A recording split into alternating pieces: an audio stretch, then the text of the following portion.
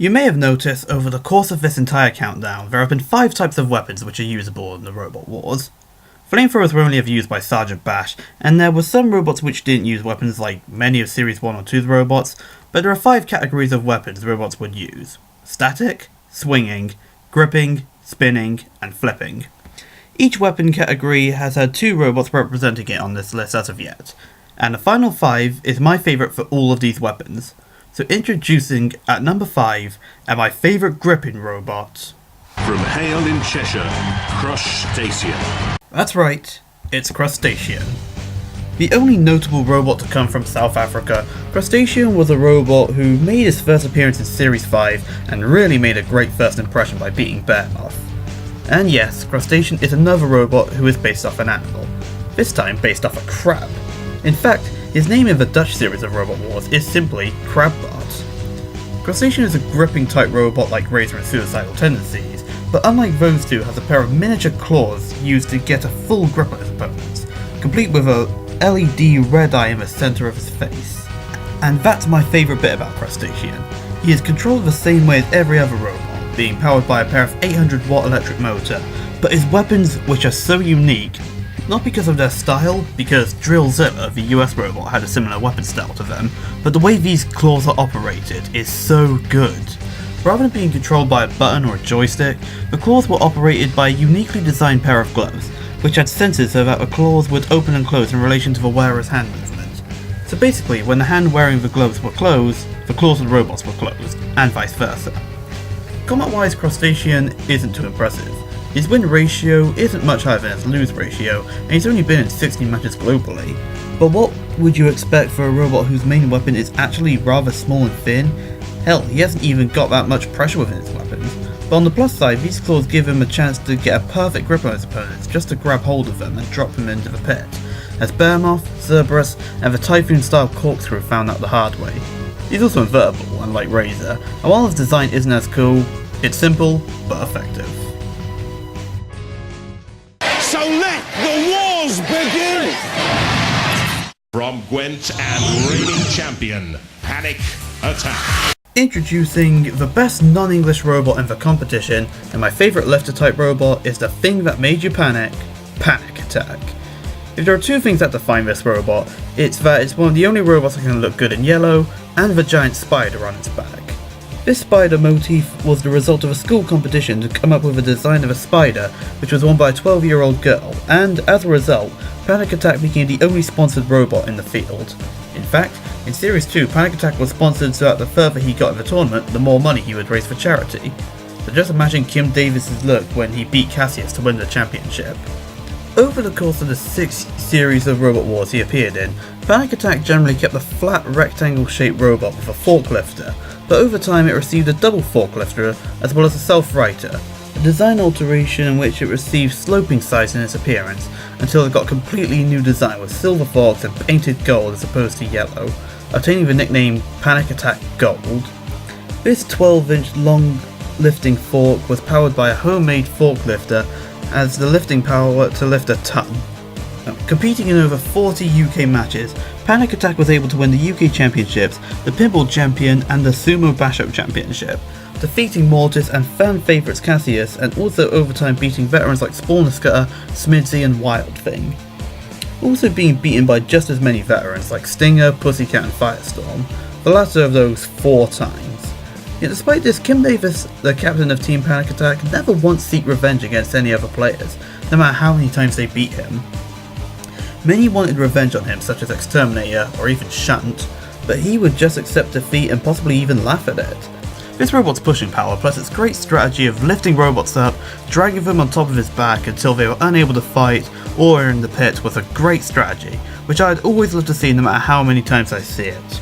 He may not have remained a champion since his debut in Series 2, but being successful in reaching the series semi-finals 4 times and still fighting afterwards, I'm generally disappointed that Panic Attack won't be returning for the Revival series. Long live the Welsh War Machine. That's his name now. So let the wars begin! From Middleton Cheney, Banbury in Oxfordshire, Hypno-disc. Did you think my favourite spinning type robot couldn't be anything other than the second Ultimate Warrior on this list? Hypno-disc easily has my favourite weapon out of any robot in Robot Wars. A horizontal spinning flywheel with a spiral pattern painted on, and was actually the first of its kind. This weapon and this robot made its first appearance during the Third Wars against the robot Robogeddon. There was hardly anything left of that poor bastard afterwards. And over the Third Wars, this robot was able to cause an infinite amount of destruction on other robots, or hardly any damage at all. That's probably the only downside against Hypno-disc, and spinners in general. If you are fighting something like steel, polycarbonate, Kevlar or titanium, you can cut through it with little effort, but up against aluminium it will struggle so much, as proven when up against robots like Berserk 2 or 101. But what you can't kill obviously makes you stronger, as Hypno-disc was armoured with aluminium, hence Hypno-disc never got pierced or penetrated during his time on the show. It's flipped by Chaos 2, puts on a fully operative self-righted for Series 4. Couldn't have the power to defeat Pussycat? This power gets doubled for Series 5. Falls a victim to the ultimate comeback from Bigger Brother? Okay, there was really nothing he could do for that. Over time, I'd say Hypno-disc has caused more destruction than any other robot in the show, and his blade could cut through flipper supports, entire shells of robot bodies, remove wheels clean off, or just annihilate Splinter in what some would call the most memorable and destructive battle ever, and I'd have to agree.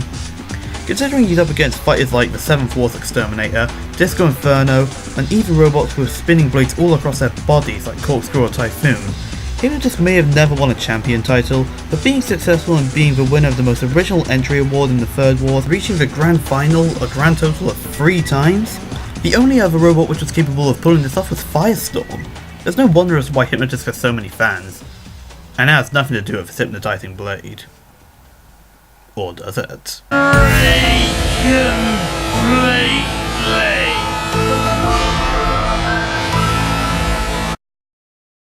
So let the wars begin!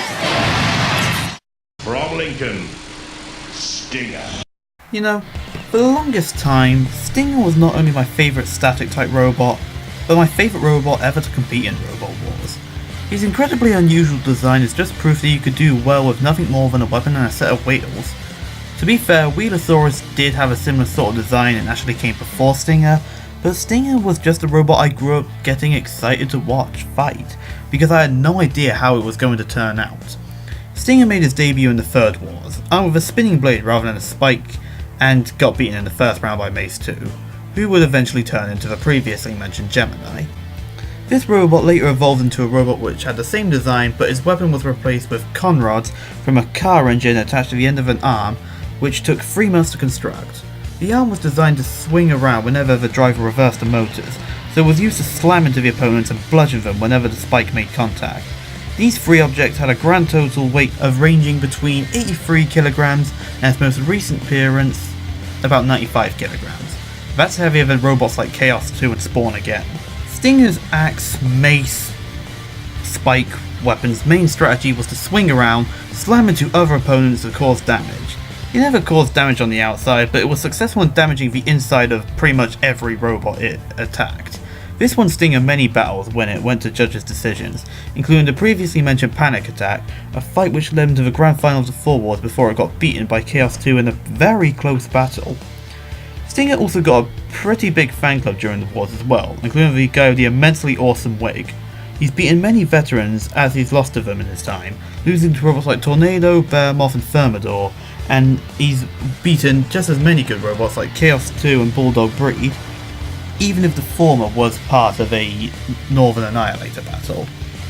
And he's also durable enough to survive a slaughter against Dead Metal, Shunt and Matilda, all at the same time. But that's the good thing about Stinger. He's just a pair of unpunctual tyres and a weapon. He was impossible to break. He could be immobilized, sure, but he never got broken. This, his creativity and his awesome weapon made him my favourite robot for years. But, until recently, I've had a little change of heart. So who could have done this? Well, we're gonna do a first time on my channel. We're gonna recap. Number 15, 101. Number 14, Mortis. Number 13, Suicidal Tendencies. Number 12, Fluffy. Number 11, Gemini. Number 10, The Steel Avenger. Number 9, Splinter. Number 8, Razor. Number 7, Thermidor 2. Number 6, Exterminator. Number 5, Crustacean. Number 4, Panic Attack. Number 3, Hypno-disc. And number 2, Stinger. So let the wars begin! From Huntington, Dominator 2. The most common of robot designs. A wedge-shaped robot with an axe, and it's successfully created my favourite robot of all time, in the form of Peter Holloway and Elliot Smart's robot, Dominator 2. Starting off in the Third Wars as a robot in the pinball tournament, Dominator evolved into a wedged double V-shaped robot with a strong aircraft-grade aluminium axe, powered by a 150 psi pneumatic ram producing 1.5 tons of pressure from an acceleration linkage. This axe was powerful enough to puncture even the toughest of armour. Even robots like 101, which hypno-disc could barely get a scratch on, was damaged and affected by the spike-tipped axe. Oh yeah, did I mention that Dominator has the record for causing the fastest immobilization of any robot? In his first battle no less, striking Henry from the back with a single strike, killing its insides instantly. Henry was only active for about 4 seconds during that fight, and after that he was capable of defeating Firestorm, Wheelie Big Cheese, Hypno-disc, and even Bigger Brother. As you could tell, Dominator is an axe robot which can defeat flipper robots with ease. That's because he has an axe with full self-righting mechanism, something that a lot of axe robots fail to have. And because of his V-shaped wedge design, he was basically untouchable by gripping robots as well. Frankly, the only thing which Dominator was weak to was spinning blades, as proven by 13 Black and Hypno-disc. And unlike any other robot in the history of Robot Wars, Dominator managed to get to the same distance in the UK Championship for every series he was in, one step away from the grand final. Before getting beaten at the final obstacle each time, this made Dominator a real all-star.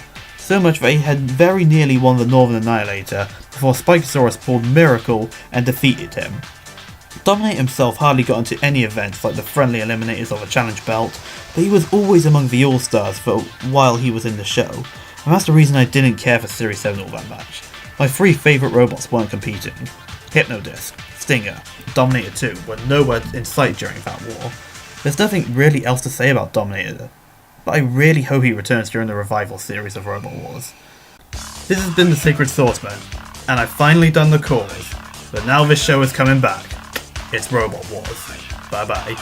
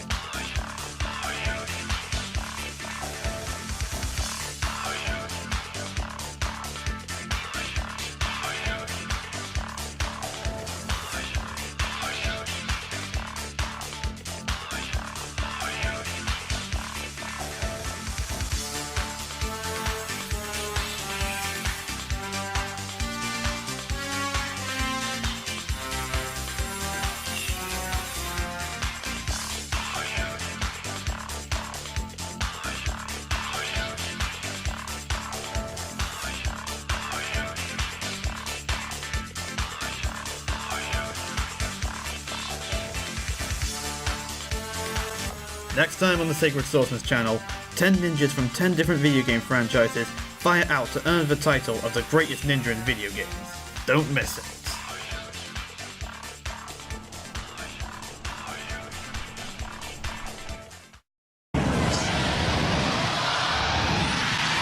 Good battle here. Wheelie Big Cheese is